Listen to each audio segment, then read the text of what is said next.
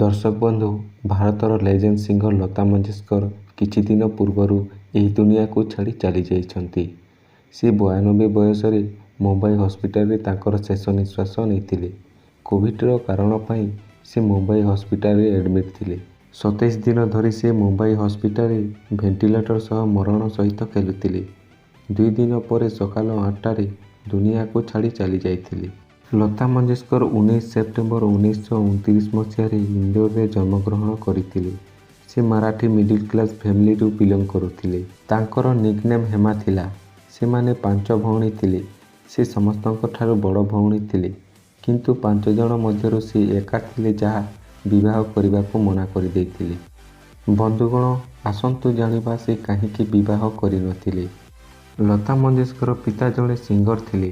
ସେ ତାଙ୍କ ପିତାଠାରୁ ଛୁଆବେଳୁ ଗୀତ ଗାଇବା ପାଇଁ ବହୁତ ପସନ୍ଦ କରୁଥିଲେ। ଯେବେଠାରୁ ତାଙ୍କ ପିତା ଜୀବିତ ଥିଲେ, ତାଙ୍କ ଫ୍ୟାମିଲି ପୂରାପୂରି ଆରାମରେ ଚଳୁଥିଲେ। ଯେବେ ଲତା 13 ବୟସରେ ଥିଲେ, ସେତେବେଳେ ତାଙ୍କ ପିତାର ମୃତ୍ୟୁ ହୋଇଯାଇଥିଲା।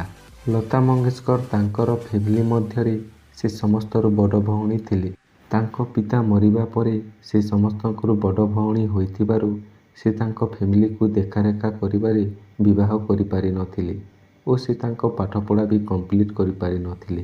ସେ ଏକ ଇଣ୍ଟରଭ୍ୟୁରେ କହିଥିଲେ, "ମୁଁ ମୋର ଫ୍ୟାମିଲିକୁ ଦେଖାରେଖା କରିବାରେ ବିବାହ କରିପାରିନଥିଲି।"